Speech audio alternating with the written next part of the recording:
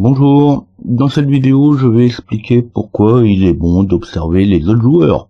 Alors je ne parle pas uniquement du jeu de votre adversaire, et je ne parle surtout pas de suivre de très bons joueurs.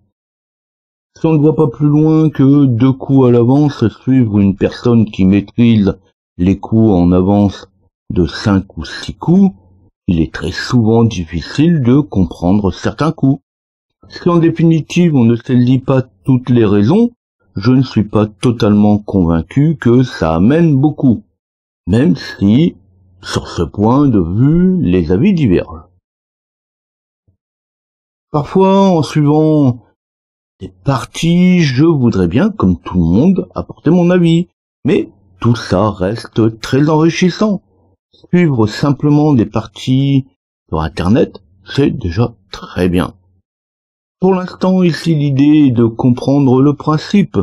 Pour ce qui est du contenu, son analyse, ça sera pour des prochaines vidéos. Un grand maître anticipe en général 3-4 coups à l'avance dans les situations type. Dans des positions où il y a un nombre de coups limité ou dans des séquences de coups forcés, où le joueur force son adversaire pour des coups obligés, un GM, un grand maître, peut voir beaucoup plus loin, jusqu'à 15 à 20 coups. Le record non officiel est d'environ une vingtaine de coups.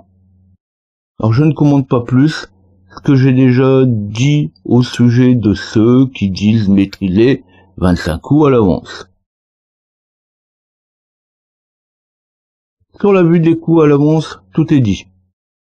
Je n'ose même pas énumérer le nombre de raisons possibles pour lesquelles on peut suivre des parties.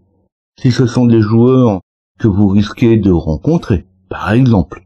Mais la première des raisons, c'est déjà de comprendre comment lui raisonne, comment lui va jouer. C'est surtout une très bonne manière de voir et d'apprendre à jouer, tout simplement en voyant comment les autres appliquent leur tactique, ou tout simplement appliquent les différents coups qu'ils vont jouer. Pour moi, lorsque je n'ai pas envie de jouer, parce qu'il m'arrive aussi de ne pas avoir envie de jouer, c'est alors de suivre tout simplement quelques parties d'échecs. Eh bien, c'est une solution pour pouvoir me dire, tiens, à cet endroit-là, j'aurais joué telle chose ou telle autre chose. Ou même l'inverse, me poser la question, mais pourquoi il a joué tel coup ou tel coup?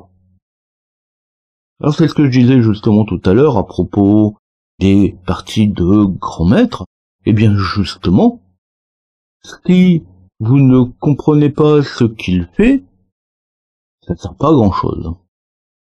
Alors souvent je me dis en suivant une partie, eh bien, si j'étais à sa place, je jouerais tel ou tel coup. Alors non, les parties jouées au Blitz ne me plaisent pas. D'ailleurs, c'est assez récent. Ça date de 1900 pour le principe de jeu lui-même et n'est devenu qu'officiel dans les années 2000.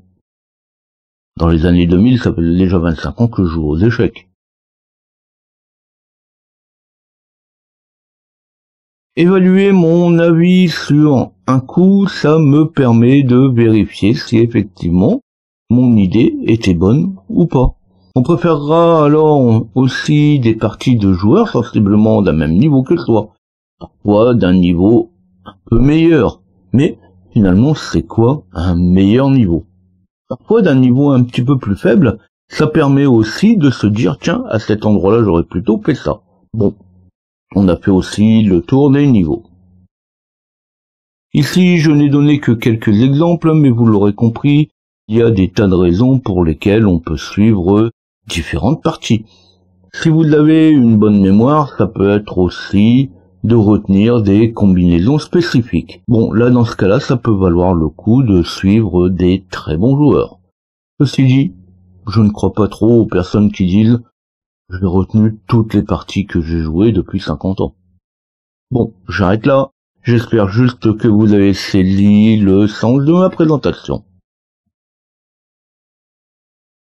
Surtout, à chaque fois que je présente une énigme, une tactique, je mets en général les coups qui précèdent cette énigme, mais aussi les coups qui la suivent, de manière à pouvoir vous faire une idée générale du jeu.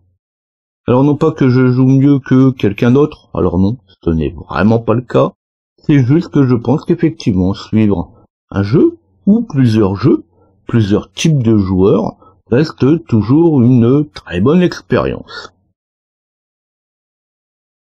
Bien qu'elle soit presque toute unique, et oui, je vais quand même présenter des parties de grands maîtres, parce que c'est quand même ce que cherchent beaucoup les gens en général, mais les parties que je présente ne sont pas issues non plus que d'un seul profil, même si je ne suis jamais vraiment très loin.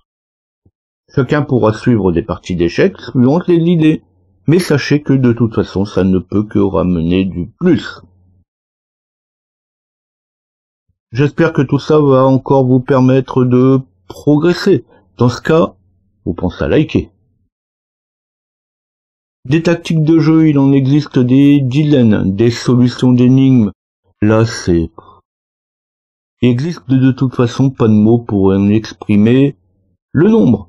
Non, universellement, on ne peut pas en faire le tour. Alors, si vous voulez encore retrouver mes autres vidéos, abonnez-vous. La cloche permet d'être averti de la mise en ligne de mes nouvelles vidéos. Alors bien sûr ici la présentation n'est que purement théorique, avec ou sans des mots, ça aurait été tout à fait pareil. Mais ça vous permet aussi de toucher un petit peu du doigt en même temps ce que je présente.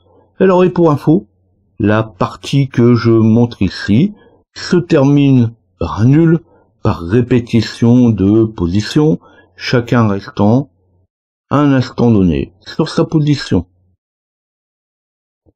Ça vous a peut-être laissé vous poser des questions, peut-être que vous avez des remarques, des suggestions sur ce que vous désiriez voir, ou avoir mon avis. Alors bien sûr que ce n'est pas une référence, je le répète. Mais mettez tout ça sous la vidéo. Alors c'est pas faute de le répéter, il y a vraiment de quoi faire et de quoi présenter. Alors à bientôt.